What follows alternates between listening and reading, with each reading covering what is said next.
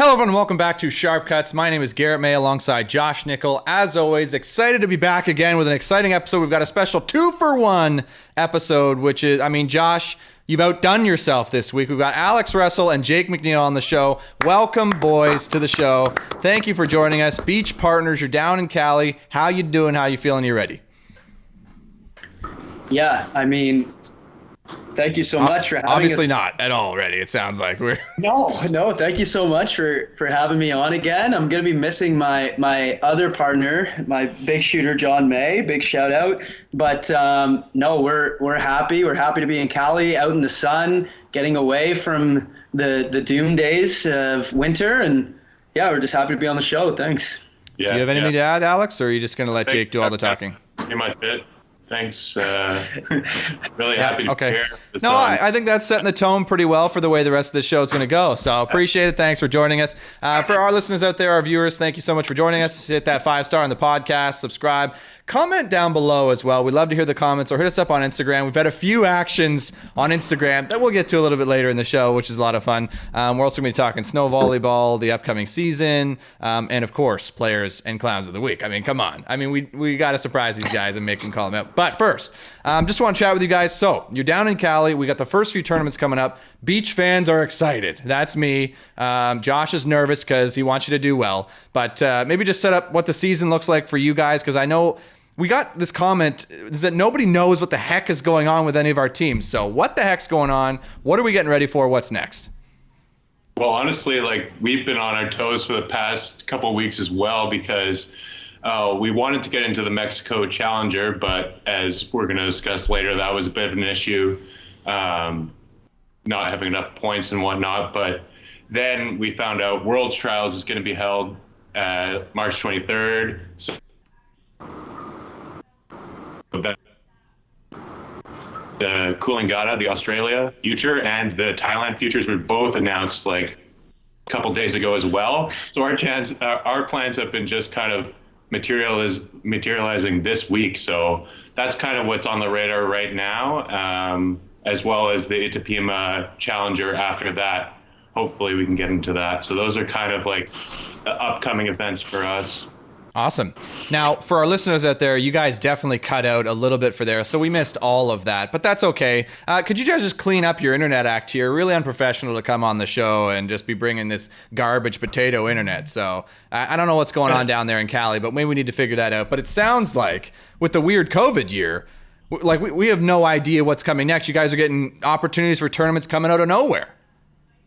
Yeah, in kind of typical FIVB fashion, we're getting tournaments announced 41 days before, when you have to sign up 38 days before the event. So wait.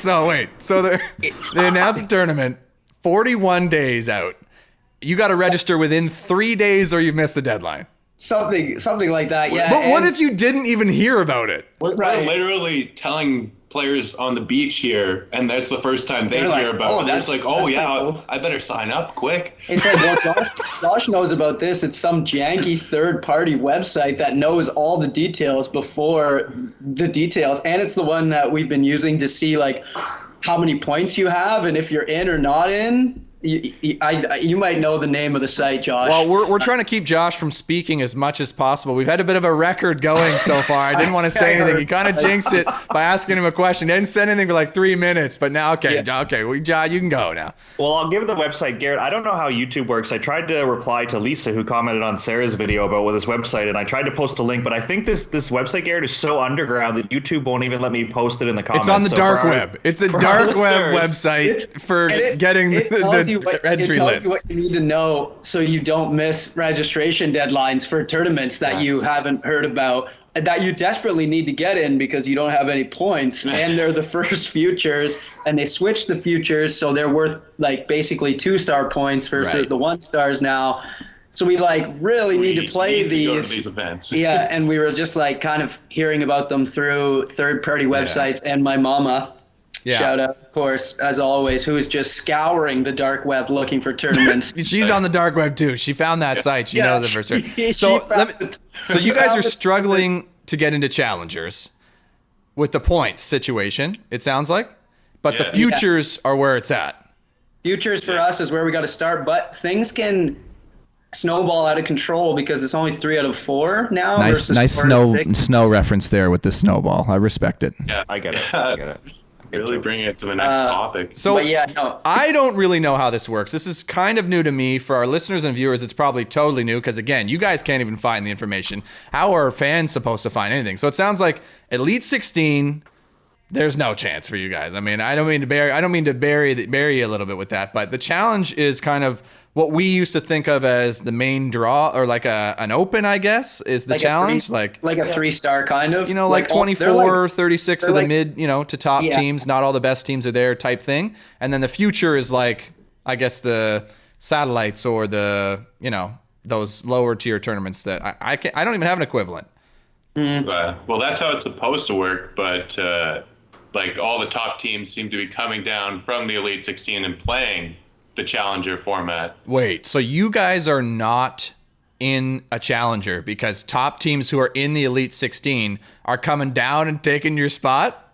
I believe the Tokyo silver medalists are going to play in this Challenger event, Garrett, to give you a sense. I mean, deal with it, boys. I mean, you got to go get a medal at the Olympics if you want to get into these Challengers. If you want to get to the Challengers, get, that's right. Get good, am I right? Get good. Like, figure it out. How are you guys? You guys can't get into this tournament. Come on, figure it out. Yeah, no, I think we're at 9 or 8, something like that on the reserve list, and then we look and there's like 12, something like team 5 to 16 in the world is in it. So we're like, well, if you take those teams away, put them in the Elite 16, now we're in the tournament. But I guess no, that's not how it works. I don't know. But yeah, so I would say that the challengers are more like 3.5, almost 4 stars basically. The Elite 16s are more distinct or smaller than the Olympics themselves.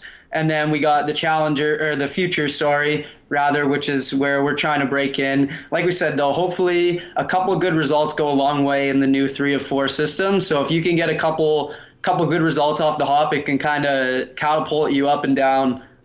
So we'll see. Hopefully that's the idea anyway. So hopefully we can take advantage. Good luck to you guys. I mean, you better deliver, because it sounds like if you don't even win any of those futures, you're absolutely screwed. I'm just looking at the list now, and the 3 top teams are all the Netherlands teams. It looks like they're coming out to that Challenger in full force, screwing you guys absolutely out of that position. So, I mean, you got to blame those Dutch guys. But you know what we say on this show, Josh, about the Dutch. There's only 2 things I hate in this world: people intolerant of other people's cultures, and the Dutch. I mean, obviously, those crazy Dutch bastards. But no. So for Garrett, for you to say they better do well these futures, like there's only at the first announcement there was only 5 released. Now I think there's more. But imagine hosting a future in, say, Spain, and only 28 teams get into these tournaments. So all of a sudden, like Spain, Germany, Austria, the Swiss guys are all going to go. So we're going to get boxed out of those events too, because people think that's the entry level tournaments, but because there's so few events, those are going to fill up too. Yeah, like being a beach volleyball player is an awful career choice. So what the heck are you 2 thinking? Oh, sorry, is this a volleyball show? Yeah, okay, it is. So now that everybody at home, Garrett, has their pen ready, it's FIVB.12, the number is 12. You didn't even warn them to get their pen ready before you jumped into this. NDR.AT. So FIVB.12. Nickel Drake Ricky NDR.AT. That's the dark web here, Garrett. You're confusing people. It doesn't actually say Nickel Drake Richie. It's just NDR. It has the single letters NDR. But you know when you give like your license plate when you're like a cop in a movie, like Tango Whiskey something. Yeah, I don't, but just confusing people because it's a URL. Like saying that over audio is tough. Just scour the dark web, listeners. If you're looking for that site, you still won't find it apparently. Are you saying our listeners don't have a pen ready taking notes all the time, Garrett? Because we drop so many. No, we literally get feedback that people are doing other stuff while listening to us. They're not just sitting there focused on everything we're saying. Somebody's probably doing laundry right now. Somebody's probably on a bike ride. Like people are just they got more important stuff to do than take down notes during our calls here, Josh. I'm also seeing a couple of big Allison, Samoilovs, Brill and Loziak from Poland, like top teams pushing you guys out. So like, I don't have anything else to say, but just, I guess, suck it, boys. Like, deal with it, right? Yeah, deal with it. Be like, better. what are you going to do? So the futures, though, like, I guess good teams are going to those too. Oh, yeah. I mean, with the system last year, I mean, I know it's different, but it's quite similar. I was at 3 or 4 1-stars that Olympians were playing in. So it's no it's no joke out there. We rocked up and had Rangari in our pool for one of the 1-stars, and so it's tough sledding, but that's why we love it. That's why we do what we do. You gotta beat the best and be the best, and that's what we're trying to do. Yeah. Now I see that Deering and Schachter made it into the qualification for that one though. So even with a guy with 0 points, he's got like 0. Yeah, he's got more than 0. He played 3 qualifiers last year. Yeah, so basically 0 points is still killing you guys. So I mean that would be tough. So I understand that. This new format is very weird as a fan because I'm not all in it. You guys got to know it. Like you have to know it. Josh, you better know it. The fact that you don't know it in better detail on this show and are flexing is kind of worrying to me that you're a coach of Team Canada, Josh. Well, my problem, Garrett, is I'm so sensitive that when Russ makes a comment and says, we just found out about World Championship trials, I feel like compared to the old regime, I gave them more than enough notice, Garrett. I gave them like 4 weeks notice before they'd find out like the week of, where I'm still getting like slapped around being like it wasn't enough notice, like they're already in California, they got to come back. So, I get really just bogged down in the weeds of getting offended, Garrett, more than learning the rules sometimes. Well, but we know that about you. We knew that. You didn't need to explain it, but we appreciate the context. So am I hearing this correct though? World Championship, we just have a spot in the Worlds that we get to fight for? Not technically. So we have a spot that Canada needs to play for because we don't nominate teams. So we have to go. You can go to NORCECA and play for a spot, a continental spot at World Championships. So Canada will have an internal tournament. You win that, you have to go to the Dominican. And Garrett, because there's so few hosts in NORCECA, it's not a tournament. It's a pool of 6. And if you finish top 2, you get to go to Worlds. So I ripped on the Can West format. This is worse than the Can West format. Wait, so like, hold on. You're having a trial at home and down to you, yeah, in Toronto, Canada. Yes, and playing a tournament. The winner goes into a pool of 6, and if you come top 2, you're going to Worlds. Yes. Absolutely. So, I mean, you guys got to be, like, everybody's got to be in that tournament, right? It's a free slot at Worlds. Forget your points. Like, you're in. Spot. You have to beat Nicaragua, Trinidad, Tobago, Cuba, the Dominican. Who's ESA? You don't, Josh. You just need to beat most of them.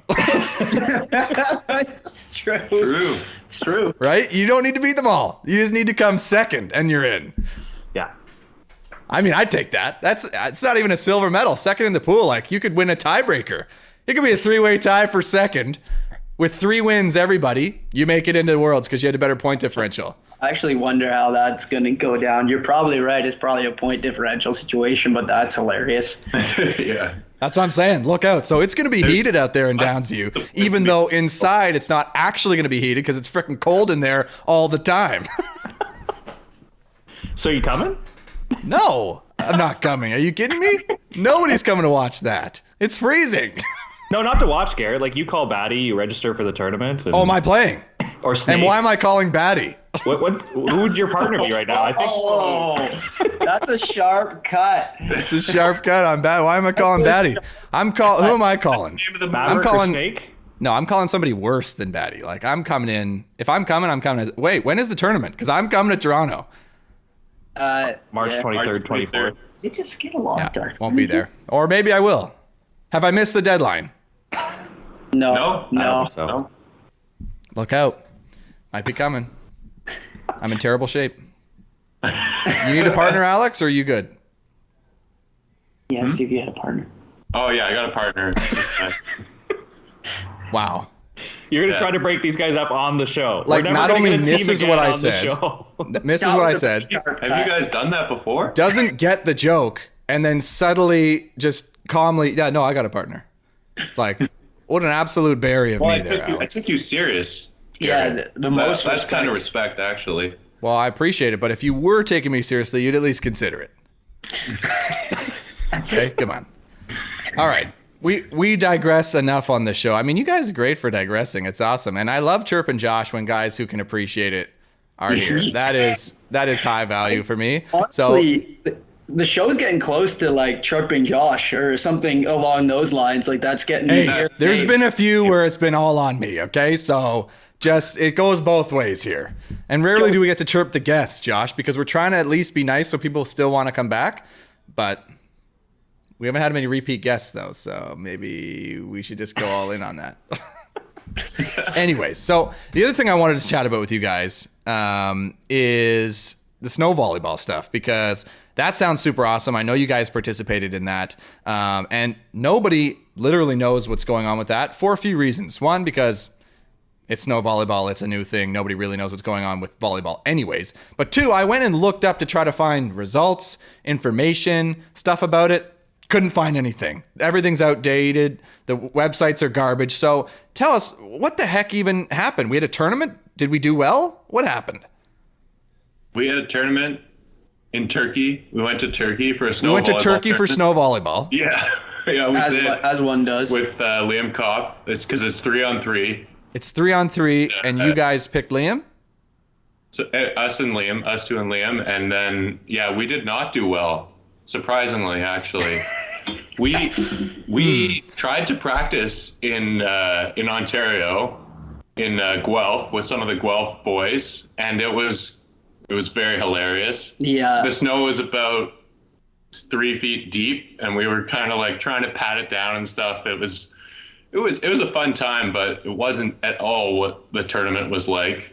So it's hard to recreate the conditions to train at home. Because they have machinery to like pat the court down and whatnot. It's right. Like, it was actually, the venue was beautiful. Amazing. It was really beautiful. And yeah, we quickly learned that there are teams that have been playing snow volleyball like on the tour, the European tour for years. Yeah. They have like 20 tournaments under their belt, some of these teams. So we're in tough. So it was like, okay, like, I don't know, maybe this sounds boastful, but I think we were some of the better volleyball players there, alongside like the Russians and some other guys. But like the other guys knew the game way better, knew the conditions, knew the strategy of 3-on-3 snow volleyball. So it was, we were in tough a little bit, but we'd love to go back and play, right? Like I think we got to represent. What did we finish, boys? 80. Give it to me straight. I think we picked up a 13th, something like that. Yeah. 13th is actually hard to do. Yeah. Well, yeah, it was an interesting one because the guy running the event actually, it was when I was down in Bulgaria in the beach volleyball movie. He was in it. You just had to fit that in, eh? Yeah, I had to not so subtle. Slide that in. You were in the volleyball movie. The new Boyana Films new beach volleyball movie coming out. Anyways, he was in the movie with me. The gentleman running this. Stop right there. You're acting in a movie? Like you're in a movie as an actor? Yeah, full time. I was like there. You have dialogue. He's the antagonist. He's in the movie. Antagonist, yeah. So this is a YouTube movie. Like it's a. This was a massive budget run by. I don't know if you've seen the movie Hitman's Bodyguard. Ryan Reynolds, Samuel Jackson. Garrett? Heard of it? Yeah, it's a Netflix movie, right? Yeah, it's the same people that the same movie company that directed that movie directed the movie that I was in over the summer with like Will Hoey, Travis Merriweather, a couple other players. So hold on, you have voice lines in a movie, like you're part of the Screen Actors Guild now. Yeah, no, you signed your forms. You're an actor. Oh yeah, I made some good coin to hit volleyballs at people and yell at them and get in their face, and it was quite fun. That is wild. They couldn't find anybody else? Well, Garrett, how many times have you watched a sports movie and you're like, oh, they should get some actual athletes for the scenes? That's what they did with Jake. He's the baller in the scees with I imagine the balls like you're hitting at people are like at actors, right? They probably carried a little bit more of the script. Yeah, you'd think maybe. I mean, the main actor was a walk-on player at Pepperdine, so he was like a volleyball player but an actor first, and then his partner, and then Will and I, who were the main antagonist or the villains, were straight up volleyball players that had some acting lines. And Big Will, we were joking that he's more of the silent assassin, where he's just on there to just absolutely look intimidating and massive. And yeah, I don't know how we got from snowball. Yeah, wow. I'm completely distracted by this news that you just happen to be there. They're like, hey, you. Come be in this movie. No, that's right. Where I was staying and where they were running the like Sophia One Stars was just where they a lot of the writers and movie people were staying. Well, good for you. So if the movie does well, you're going to be feeling great. If the movie flops, we may be memeing all of your appearances. That's on them, though. Yeah, I mean, I didn't get like a percentage of the movie or anything. No, like, I just mean if the movie's terrible, you're in it and contributing to the terribleness. But if it's great, you help make it great. Garrett, we're going to see it. I'm going to see it. The dozens and dozens of listeners are going to go see this movie. Well, I don't know if the dozens of listeners are going to go see it because maybe they know Jake. Maybe they don't. If they don't know who Jake is and they're going, man, this guy is in a movie, why would I see it? I don't even know who this guy is. It's a volleyball movie. This is our chance to make it big here. If we don't support this, the community There is might die. dozens of volleyball movies that I guarantee you four have never seen. You three have never seen. Believe that. Hands down. Anyways, we've digressed hugely because that was very distracting to hear you were acting in a movie, which, hey, I've never seen you act, so maybe you were great. But anyway, we're talking about 3-on-3 strategy and digress into that. So yeah. So anyways, we find about this tournament a couple weeks before it's happening. We get all our forms in, we sign up. We head down there, we're off to Turkey. And yeah, it was an absolute blast. We learned a ton. The people there were amazing, super inviting. We drew like the #1 seed Ukraine in the first round, and they were very, very talented at this. They had clearly done this a lot of times. They had a fourth guy there who I think they brought just to serve them balls before because you could have 4 people on your team. We only had 3. But only 3 played, so it's kind of like a weird pseudo indoor beach, like brand new ball. There was a lot of things where we were figuring out. Yeah. But I mean, we had an absolute blast. We learned a lot. I think like as every single what was happening basically because we didn't practice that much was a problem would arise in the middle of the game, and we'd be like, okay, well, that's a new problem. How are we going to solve that? And we did really good, like solving problems and filling holes, but we just didn't quite have enough time because the sets are also only up to 15. So it's 2 out of 3 to 15, which is over before you even kind of know what happened. Well, what kind of problems are you talking about? Like what problem would you have that's different? What problem would you have that's different? Well, you have like your setters are kind of running in different spots. We had different blockers, et cetera. So you're digging the ball and you're trying to figure out, okay, now who's the best person to dig this? I would often square up to Russ to make the dig because that's what I'm used to doing in beach. So I'm like fully square to Russ and then I dig it to Russ, but then it's like, we really want Russ to hit that out of system ball. So then we don't really know. That was one of the problems we were running into was who was going to hit where. Yeah. We had to figure out were we running a guy in the middle and out of the left? Were we running a right side and left side? Guys were passing to position 4 some teams because they had a right-handed setter. So they'd come in, try and hit on 2, set, middle, set. There was a lot of different elements to the game that you maybe don't even think of kind of playing. And then it's like, are we giving block calls? Are we just blocking ball? Are we trying to double block? Are what we happens single when we blocking? serve short? Like, what happens when I serve to my guy versus the other guy? Because I'm going to serve and run up because we want me on the block. And so now I can't take the dump. Am I going to be able to double block?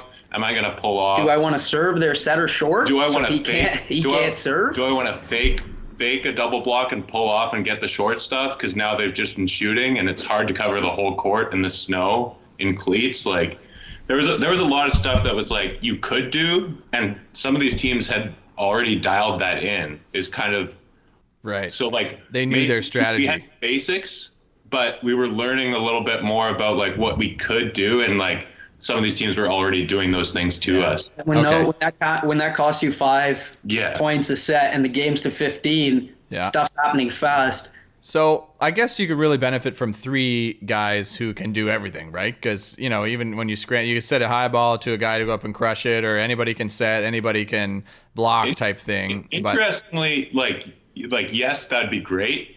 But interestingly, a lot of the teams, the best teams, were very specialized. So it's kind of like indoor in a way where like you were able to have a guy that cannot attack the ball or block the ball because he can just set and then play defense in the back. Like so, one of the Russian guys, the setter, was very skilled setter. Like looked like a professional indoor setter. He was just like tempo balls to the outsides, like on a dime, and just like was playing defense in the back, great defensive player, and like that worked out really well with his two like kind of 6'5" guys on the outside. Yeah. These nice balls. Well, we gotta practice up. We gotta figure something out, Josh. Can you get on that, please? Because we can't have Canada, the Great White North, going out there and coming 13th in a snow volleyball tournament. Like it's absolutely saddening for us that's the show we're having. I mean, not necessarily on you guys, but we got to sort that out, Josh. Like maybe we can dedicate some time to actually just working through that stuff, because it sounds like we can't get into challengers or elites anyways, so we got plenty of time to work through these things, right? Honestly, well, these guys are. Go ahead, Russ. That's kind of how it happened. We're not getting into these tournaments, like these beach volleyball tournaments. We're not getting into them. We might as well go play a tournament. Yeah. And if it's snow volleyball, so it's interesting you say that, like, because that's kind of the reason we went. Well, Josh, this is what's happening under your watch, so like. Canada's first snow tournament, Garrett. I'm taking credit for this, and these guys. You're taking credit for the 13th. It happened under my watch. Put it on your resume. It's a 13th. main draw finish. That's how many teams were there? Were there 16 teams? It was a qualifier. After the qualifier, yeah. So we were straight in the main draw. Yeah, wild card. Okay, so we got straight in on a wild card and finished 13th out of 16. No, we didn't say we did well. No, I'm not. Hey, you guys were honest and vulnerable. I'm questioning Josh, who's trying to take credit for this 13th. There was a lot of learning. And Garrett, we're breaking down barriers in terms of that wasn't an FIUV tournament. That was a CEV. That's their Continental Tour that somehow Jake and Russ and Liam wheeled and dealed their way into. That now, with Canada getting that experience, Garrett, we can get Norseca running snow tournaments. We can run it in North Bay, Ontario. And poor Guatemala and Nicaragua, they're going to have to come up and play snow volleyball against us. And we're gonna sweep the podium. But they're not going to do it. Why would they do it? I'd like to see some more Norseca beach. Yeah, like we're gonna run a Norseca indoor tournament or a Norseca snow tournament. Fun, right? Nobody's gonna come, Josh. Yeah, I want to see the snow volleyball tournament hosted by Cuba in Cuba. There's gonna be one American team, maybe, and like it'll be 5. You'll have to fill it with Canadian teams. Sweep the podium, Garrett. And there was rumors. I can't confirm or deny, but Calgary was interested in hosting a snow volleyball tournament. I see your ploy, Josh, and it's shady because you're trying to host a snow volleyball tournament. Nobody comes. Canada sweeps the podium. You can say we swept the podium of the first snow volleyball tournament in Norseca. Actually, funny enough, we're in Turkey, and we had about 7 to 9 of these hardcore. Full-blown snow teams saying, hey, we heard that there's going to be a big-time tournament snow in Calgary. And we were like, first time we're hearing of it. That's my country. No idea what you're talking about. We're always the last to know.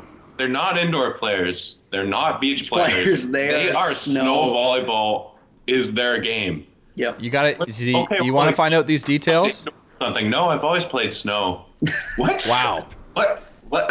Yeah, see, those kind of details you only find out by looking on the dark web on that site we mentioned earlier. So that's where that site is listed, or that they have a snow event link, is listed. by the way. They have a snow link. So it sounds like we're on it, and what I'm most impressed with actually is wheeling and dealing with the CEV. That's a nice seed to plant. Like, hey, maybe we hop in a few of those beach tournaments.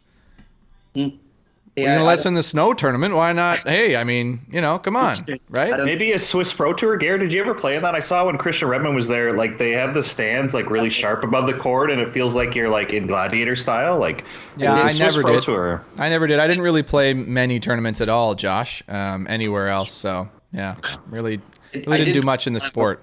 So do you play? Yeah. Yeah, do I play? I mean, people haven't heard of me apparently, so that's devastating. Which brings me. To our everybody's favorite segment, Players of the Week and Clowns of the Week. So I'm excited. I don't know if you guys have been thinking about it. We've been distracting you talking about snow volleyball, acting, and this crazy system, but we got to do it. So are you guys ready? Like, should we start with our guests for once, or do you need some time to think about it? I feel like if we had a producer, we could have the theme music playing as you introduce this, Garrett, with the do do do do do do do do do do. Like we should really hype the song. Oh, like the circus theme, like. And what do you mean if we had a producer? You're looking at the producer right here, okay? A clown across clown's face. I think Garrett should dress up as a clown for the next one and kind of like waltz in. Right. I will do that if I'm my own clown of the week. I think that would be appropriate. Naming a self clown, dress as a clown. That's a nice fit. You gotta have a tough week, and then. Yeah. Gotta have a Just terrible week. See, it's saying- not in the budget, though. That's the problem. We don't have any budget for the clown costume. So if we had a CFO or something to Still get on think- that. I still think you could sell those shirts though that say Clown of the Week, and I think people would buy that. And like double pointers, Clown of the Week, and then boom, And player of the week, Josh and I, arm in arm with a thumbs arm up. in arm. Yeah, yeah. Yeah, nah, we'd actually have to be in the same room together, which we can't have that happen. It hasn't happened since we've started this show, and it never will. Oh my God. I know, it's a fun fact for you. You guys have never seen each other. Anyways, so players of the week. So it sounds like you guys aren't ready because you're trying to stall by distracting. Totally So, ready. oh, you're ready. Listen to me, yeah. All right. Do I Well, then go you go, both? Jake. Player of the week. Start us off.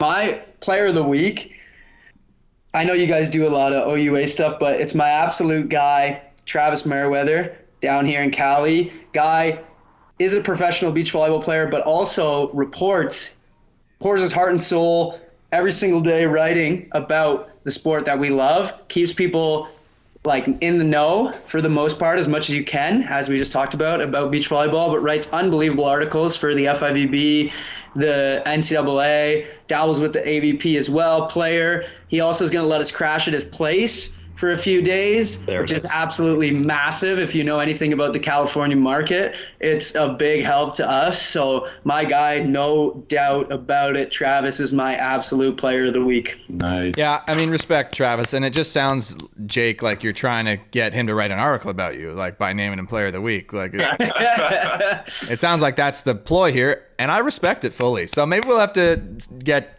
Travis on the show so we can maybe collaborate as volleyball content creators. You know what I mean? That's Very just smart. Put in a good word for us while you're sleeping on his couch. I mean, not the best negotiating position, but maybe we can get something going. Okay, great. I mean, great player of the week, Jake. I got to respect it. Respect the professionalism. Okay, over to Alex. We're starting with the guests here. I love it, you guys. You're bringing intensity. Alex, player of the week. So mine comes with a bit of a story. On this Saturday, we're strolling down to 16th Street, Hermosa, right on the boardwalk there, and we stumble into a game of sixes this weekend.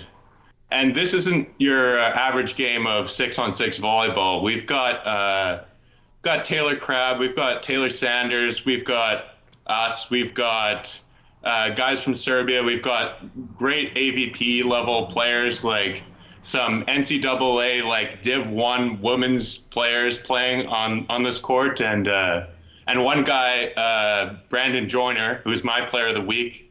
He was our setter for these games, and he was really, he was dishing us the ball pretty good. So I wanted to give a shout out to him and for being just such a good guy that week. And he trained with us today, actually. And so shout out to Brandon Joyner for dishing me the sauce. Slinging of the sauce. I mean, Yeah. I got to respect it. I can only anticipate that you're going to try to play again and hopefully get him to dish more sets your way. And that's why player for of the sure. week. Well, mean- we didn't beat them down too bad, Garrett. So Nice. You know. I think, Josh, that's the first player of the week from a non-sanctioned exhibition game of sixes beach volleyball, both genders. Exhibition, yeah. Hopefully paving the way to more. The first of many. Yeah. Yeah, we'll see about that. Okay, I mean, awesome. You guys seem prepared, though. I have to ask. Did you prepare that beforehand? That's an absolute yes. You guys knew about it beforehand. We You were did. coming prepared. Hey, we Josh, seen did the you tell show. them? Garrett, it's on the Instagram. We went public with it. That's why we have this big uproar in the internet world. Is I finally posted it, so even if you don't listen to the show, they know who the players and the clowns of the week are. I find that hard to believe. I know, people know our show? Come I know on. that the Annas were the clowns of the week, and that bears repeating. All right. Okay, doubling down. Okay, but hold on. We're not at Clowns of the Week yet. Everyone's getting a little bit excited about calling other people out. And, I mean, I like it, but we're not there yet. We got to do some nice things to earn it first, I think. Okay, Josh, why don't you save us with your player of the week? So my player of the week, I'm going to stick with the U Sports here. Going to the AUS, Garrett, not my favorite division, but Taylor Colliman from Acadia had an unreal weekend. Not my favorite division. Sorry, I'm losing it. I've stewarded them before, awesome. but I'm going to save it right now. So on night one, Garrett, she went 22 on 44 with 10 more digs and 3 aces. On the second night, another 5-setter, 25 on 61 with 21 digs. Those are Garrett May-like numbers. She went off for 2 big wins in the AUS last You week. gotta Did you absolutely. say 61 swings? Yes. What? You gotta respect that on Josh's positive part. He's been just dredging in winter downsview mode. That he still had to throw in something negative, even on the positive part. Yeah, absolutely. And Josh, we didn't catch her name. Taylor Collimbin, Collombin. I hope I'm saying that right because she's the player of the week from Acadia. 2 big wins. Can't even say the respect. name No. correctly. Congrats on 61 swings, Garrett. That's unbelievable. but 24 kills on those 61 swings. 25 with 21 more digs. So keep setting her. I mean, it's Yeah, it's ride a the good wave. idea to set her if that's what she's Getting scoring all on. the bigs. Josh, I'm a little bit upset because you and I went along the same lines with where we were looking for players of the week this week. I'm a little bit disappointed. So I do kind of have to maybe try to one-up you a little bit. I'll do my best. So I was looking at stats because I love looking at stats because the last few weeks I've been doing Clown of the Week based on stats, but I'm turning over a new leaf. So this week, my player of the week is going to go to somebody not who got the most sets, but somebody who's on the other end of that getting the most digs on somebody getting a ton of sets. So Olivia Bell from St. Mary's University, 24 digs in a 4-set match. Like, that was by far the most I could ever see of anybody even getting above 20 was unreal. 24 digs in a match? Can you imagine that? It's insane. I almost want to check the tape and see if this was like when they used to do stats in the OCAA, Garrett. Are they counting free balls? Are they counting like anything that she like touched the ball on? Well, you'd think the rest of the team would be close, but the next closest is 17 and then 12. So it seems like they're not just giving these things away. She's doubling up on the digs of But like everybody. you said, she's over 20, and then there was a 17 and a 12. So her team in total had like 80 digs. 79 digs. So that's a lot of digs. That's a lot of rallies. Good rally. After in a that play, 3-1 good win. rally. Good rally. Getting That's 61 attempts out there, so there's got to be some rallies going on. Yeah. So I was going to call out Julie Moore, who had 51 total attempts in that match, but that was not the highest. So I did look up the highest number of attempts last week in a women's match that I could find, and it was not 61. It was 65 by Natasha Desjardins on the Niagara College women's team, who got a 3-2 victory over Fanshawe. 65 sets in a 5-set match. That's a Garrett May number of sets received right there. 65. Get your 61 out of here, Josh. 65 is where it's at. She did only score 19 of them, though. So, you know, still some room for improvement there. But, I mean, that's a lot. The 20 bomb, but it had A lot of 65 sets. So, I mean, congrats to Olivia. Well done. And that is my player of the week. Olivia. 24 digs, though. If I ever made 24 digs in a game, I'd be losing my mind. No? All right. You guys, what? We've lost all steam now? We're getting ready for the switch in psyche. It's So just we the have 2 calm before the California storm. players of the week and 2 AUS players of the week. This has never been done before, Garrett. We really split the map there, so that's good. Taking it far and wide. Yeah. We absolutely did. It's a global award. It's definitely Josh global. and you and I were in the same wavelength, man, and I don't like it, and I hope we're not in the same wavelength for Clowns of the Week. Okay. No chance. We definitely not. 'Cause I know we're not. So, Jake, why don't you rest for a second? We'll let Alex start us off with Clowns of the Week. Who are you calling out this week, Alex? I mean, I think it might have been obvious earlier, but I'm calling out the FIVB for allowing the top 16 teams to compete in the Challenger. I think that is just doesn't make really much sense for the sport. And I understand they added in oh, you can qualify for the top 16, but that really doesn't make any sense for most of the teams out there because of the points drop off. But come on. Interesting ploy by Alex, trying to call out as Clown of the Week the person that you are actually hoping to work for and make a living for one day. I mean, it's a bold move. We'll see if it plays out for him. I have to fully agree, because if you're going to have a tiered tournament system where the top tier can just all come down and play in your second tier, how's anybody supposed to climb? I said this weeks ago. We talked about it with Sarah Pavin a few weeks ago. She thinks that it's going to be okay. I don't think it's going to be okay, but we'll see what happens. So, Clown of the Week, FIVB. I'm nervous. We want their affection on this show, but hey, you got to take it when it's given, FIVB. Clown of the Week.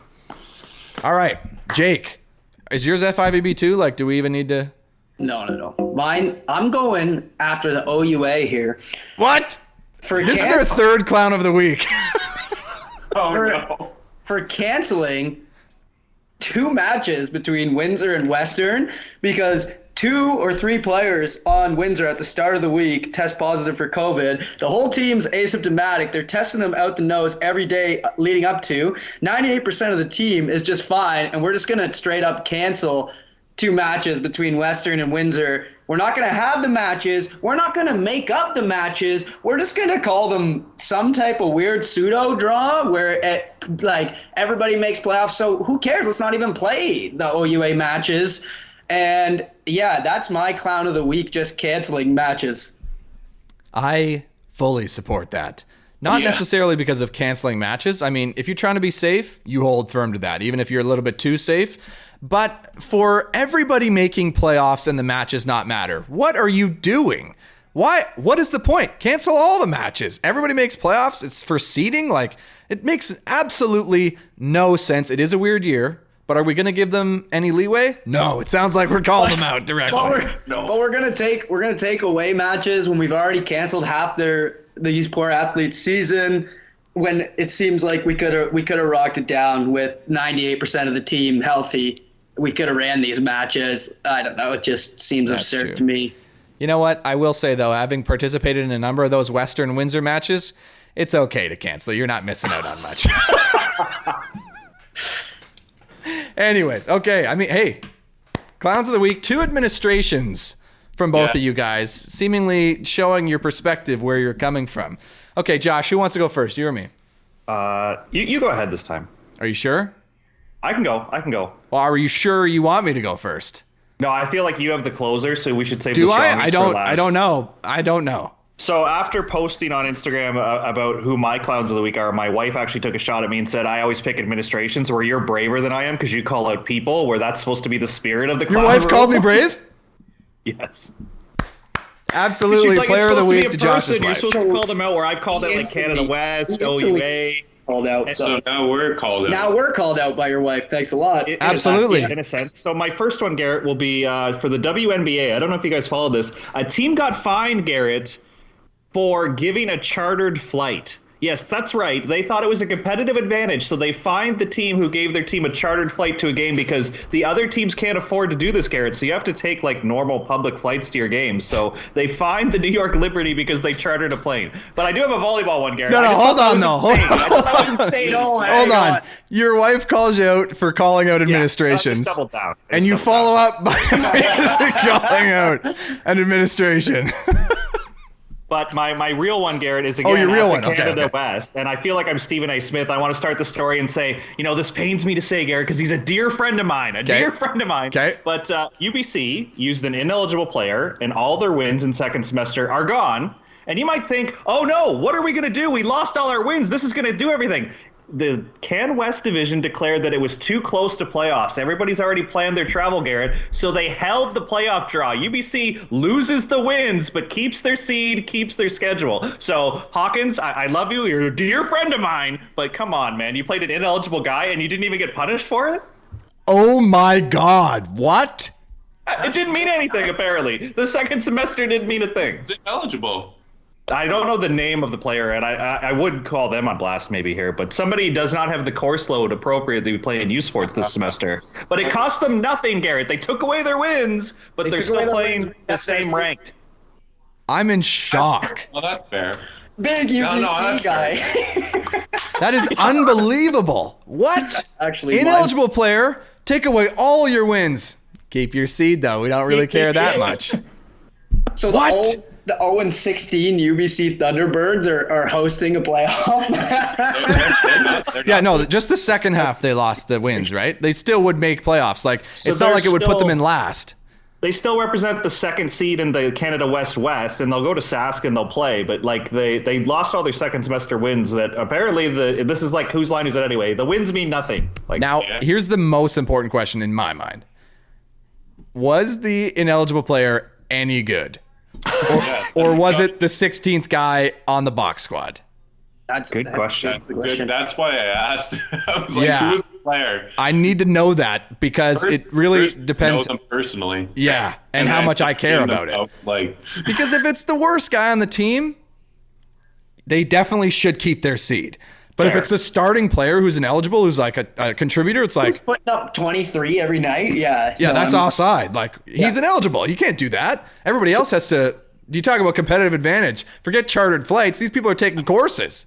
This Yeah, guy's the not. last I remember an ineligible player was on the women's side in the OUA. York forfeited because they played RMC, and during the garbage time they put in an athlete, and she wasn't apparently eligible because she had transferred schools or something, and they forfeited a quarterfinal, and RMC made the Final Four that year in the OUA. I think, Gary, you were still in the league at that point. Absolutely was. It was legendary, and it was awfully embarrassing for everybody involved, and everybody was upset. Melissa Umana Paredes was on that team. Wilkerson, yeah. So Brandy Wilkerson on that team. So here's a little fun fact for you listeners. Anyways, my clown of the week. I probably shouldn't have gone last because now I built it up. But I was checking out some tournaments, doing some research for the show, as I do, which as we try to take this more seriously, which still yet to happen. And I was looking at the registered teams list for the Elite 16 tournament coming up in Rosarito, Mexico. And just trying to see who's on it. The Challenger, we've talked about. We have a few teams in there. Yeah. Let's check the Elite 16, really the cream of the crop. Check the women's side. Oh, we got a few teams in there. We got a few teams in the qualification. Awesome. Flip over to the men's side. Can't find a single team from Canada. Not a single Canadian men's team was able to make not even the qualifier. So my clown of the week is Team Canada Men's Beach Volleyball, and by extension, you, Josh Nickel, for not having a single team in the Elite 16 when this thing is starting. Are we kidding ourselves here, boys? This interview's over. We're out of here. Are you kidding me? We can't deliver a team in the SOP 16 and we got 3 women's teams on the other side? What are we doing? Well, Garrett, they keep changing the rules. We didn't even know there was a qualifier it's until the later rules. on, and they just keep making it up. Well, we've already named the FIVB Clown of the Week, so we understand that the game is a little bit rigged in that sense. So some leeway, but I was so disappointed to see that we couldn't do it. Not even in the qualifier. Could we get a team? Maybe we didn't even try. I don't know what the deal is, but I'm sad. I think Ben and Grant, Ben and You all Grant right? probably could have gotten in the qualifier if they signed up. And I'm not sure why they didn't, because they're playing in the other tournament in Mexico, which is just a week or two earlier. Because it makes more sense, I think, points wise. Wait, what? It makes more sense to skip the top tournament? The ranking's based on your 3 of 4 now, so if you have a poor result, that really sewers you. Yeah. Okay. I think all of our clowns of the week are well deserved here, you guys. Because this is an absolute mess. What's happening here? 3 of 4. We can't get teams in. It's going to be a complete dogfight out there. I don't envy you guys. But Josh, take it. Clown of the week. So I get a shirt now, right? Take it on the chin. I was going to give it to myself too, because I got called out hard in an Instagram post we had, which segues me into one of our other topics we want to talk about. We post on Instagram, and Josh, I got to commend you though.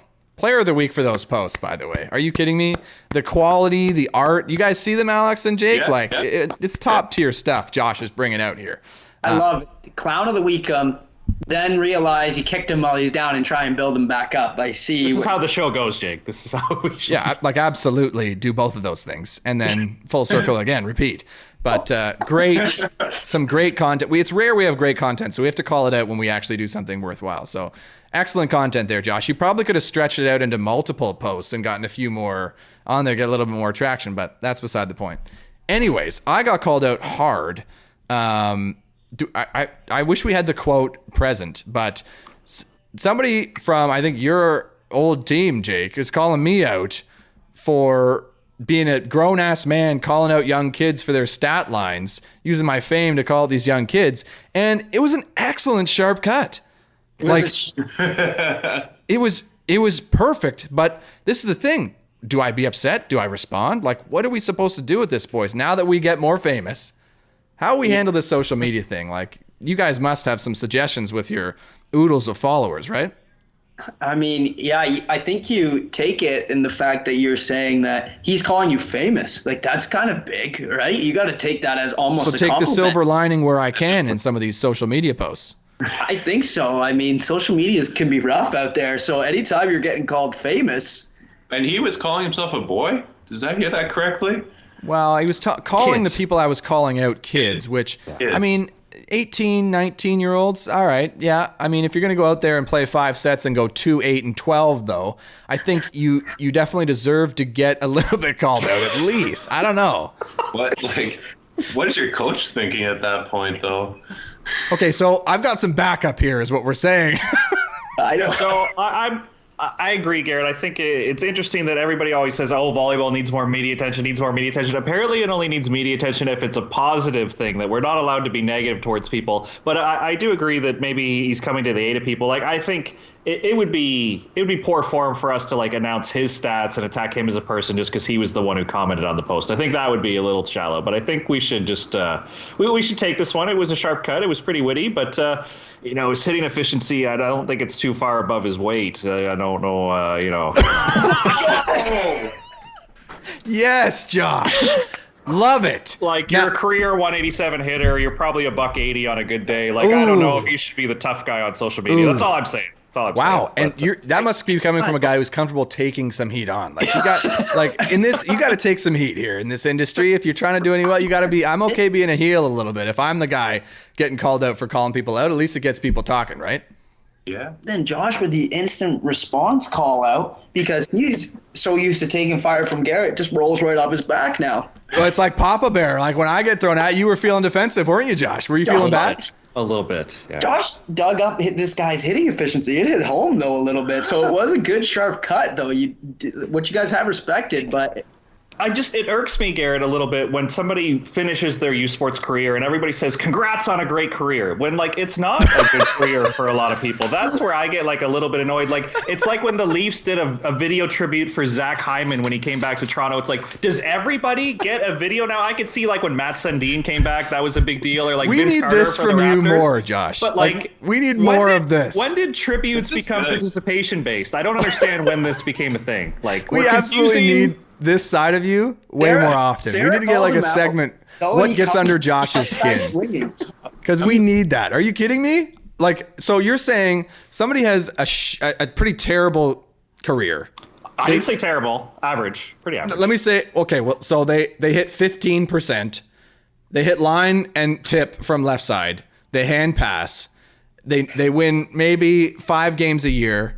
And they finish, and everybody says, "You're pissed." The people are saying, "Hey, congrats on a great career." Great career. Think about Garrett. He takes sets on the attack line and hits angle only in forearm passes. Why are you calling Yeah. out hand passing? Because he forearm passes and hits angle. That's Well, it. I'm not calling out hand passing specifically, but I'm calling out But, like, only if you hand combine it passing. with the other That's things. absolutely not okay. Like, how is that even a contributing factor? Okay. Let me get back on this. You want to talk about what's grinding our gears, Josh? I respect it. You've inspired me. Now Alex is calling me out for it. I In will the say, though, OUA, Garrett, like the clown of the week got more likes and shares and traction on the globe than player of the week. So obviously being the villain is getting us more attention, and I'm just willing to like ride the wave. I walked by the water cooler the other day at Downsview. Anna Fior told me we have beef. And if anyone who knows Anna Fior, that's a bad person to have on like their angry side, because she's the nicest person, Garrett. And apparently I've made an enemy. So so I shouldn't have picked you as clown of the week then. I should have picked somebody else to like get some beef, get some heat on us. more Yeah, I heat think so. on you. Yeah. What what are we doing? We got to call it individuals. But anyway, Josh, you've inspired me because these guys don't know. Because if you play in the OUA, you know that the left sides in that league, probably 75 to 80% of them, they only hand pass. They stand up at the attack line and hand pass. They only hit line or tip ever. And they hit an average efficiency. It's a 6'2" guy who just hits average hitting line from power. There's like a dime a dozen of those in the league, and that bothers me. So those guys saying they had a great career, I'm with you, Josh. No, be unique at least a little bit. No, Alex, does that bother you? I agree. That other stuff sounds terrible. Being 6'2", yeah, I know. Like who? I'm thinking of Steve Marr standing up at the attack line, hand passing, and I respect that guy. Well, yeah. I mean, you respect him because he's on Team Canada, but if he didn't make Team Canada, you know. I mean, I played with him. I respect him as a player. I think he's good. Okay, right on. Well, good for you. Way to call him out on the show. Do you want to give him Player of the Week or what? No, Brandon's got it. Brandon's got it nailed down. I mean, yeah, I can get behind. But like, if you're gonna hit angle a bunch, you gotta mix in the line hit. Tipping though, I can get behind. Tipping, I've never heard of. Never even heard of it. Yeah. That's because you played Canada West. The OUA is capped and continue as soon as somebody gets a dig. Yeah, it's pretty awful. Yeah. But it's why Olivia got 24 digs in her match. That's why teams are putting up 80 digs on 65 attempts. You get 65 attempts, I guess you got to tip and hit line. You got a lot of continues out there. But hey, I support it though. I support the continue all the way because you're not bringing negatives. Because we talked last week, this is what got us into hot water, is me calling out people for going very negative. So I'm happy to bring it back full circle. You can't. No. You can't be like, okay, I hate tipping and be okay with continues though. Like I remember one of your teammates, one of my favorite stat lines ever, Justin Scapanello, put up a 28-28 on that many attempts one time, and I respected it. He hit that ball as hard as he could every single play, and it was a kill or it was an error. The rally was over every single time. No continues. and we're in the back. Now, we did have a few games like that, and I'll tell you, Jake, it was because the Western statisticians didn't actually count continues for a whole half season. So those stat lines were looking really good that he year. Had more attempts than 28 kills, 28 errors. Like he had more attempts. Buddy, our team back in the day, it was high ball city. High C ball to Scap, high pipe ball to me. That was what we were doing, and we were doing it 50 times a game. Yeah, that's a silver medal at nationals right there. You weren't even on the team then. It was just Scapanello hitting high balls from everywhere. Oh, yeah. When I left, it would have been just jack it up out there to that guy. Absolutely. But anyways, so that guy did not tip. So respect. No. And I respect a good tip, but only if it scores. Anyways, we've covered a lot of ground here this episode, guys, and it's normally the point where we just kind of sputter out and I ask you guys what you thought. How'd it go? What do you think about the show? My instinct was to be like, this show sucks. That was your instinct, but you decided not to? I'm in this mode. I just want to keep attacking everybody. No, the show is great. I don't feel hang on, though. Was it, though? Because we have yet to have a genuine feedback of somebody saying, yeah, I don't think this was their best. This wasn't your best. We have yet to see that. So if that was your instinct, don't hold back. But it sounds like you were just trying to be funny. Yeah, that's what it was. Clown of the Week brings out the worst in everybody, Garrett. This is not good. This is not good. Well, seriously.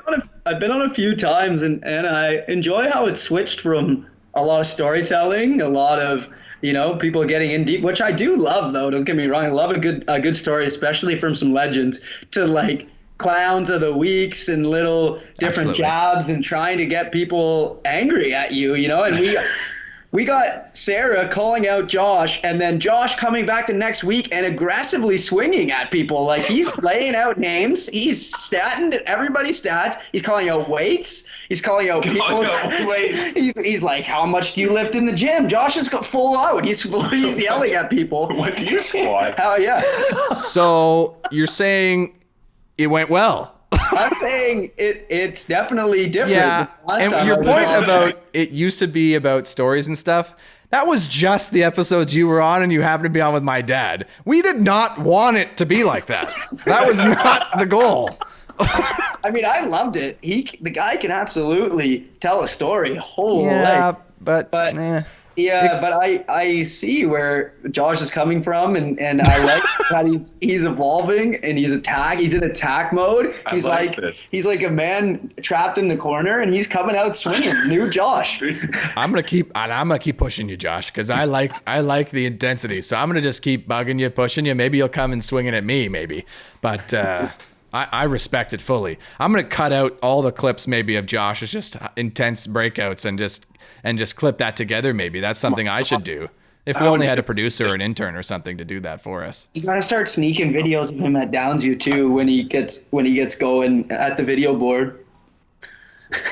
Wait, you have a video board? Oh gosh. Yeah.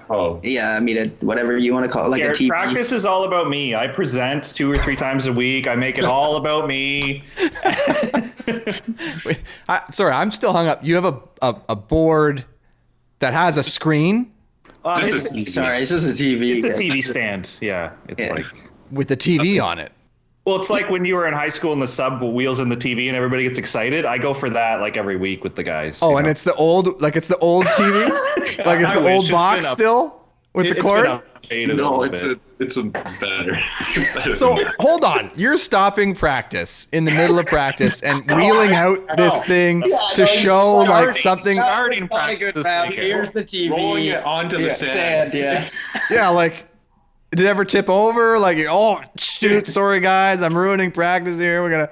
That's next level. I can see why it would be all about you if you got the full on props and everything, Josh. I need a laser pointer or like the stick, the old school stick. You have a TV. What do you need a laser pointer for? He's laser pointing the TV. To the TV. It's right there.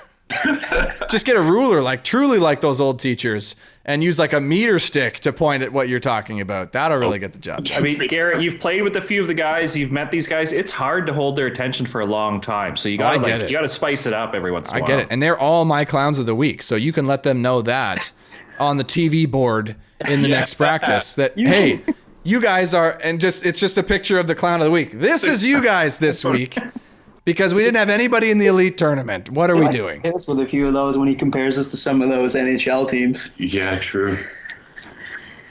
Well, I look forward to seeing a lot more. And thank you guys for joining us. I know you're busy schedule down there playing 6-on-6 mixed games in California. It just must be packed full of events and stuff like that because, all those challenges you're not getting. Sorry, that's an absolute... It's a bit of a low blow. Yeah, it's an absolute... Yeah, I didn't mean it to be that intense, but I'll double down. Anyway, thank you guys for joining us. Thank you all for listening if you're still listening. I mean, I haven't even mentioned once to subscribe or 5-star that podcast or whatever. Comment down below a funny moment from this episode, and if you like Josh getting all intense, or if maybe Josh needs to be the fence sitter once again, because I prefer non-fence sitting Josh, but it's tough to get him out of there. So we need more subscribers to make that happen, I think. Yeah, we need over 100 subscribers to get that to happen, I guess. Alex and Jake, thank you guys for joining us. Any last words? No, thanks so much for having us, guys. Yeah, thank you. All right. Well, thank you all for listening so much, and we will see you next time.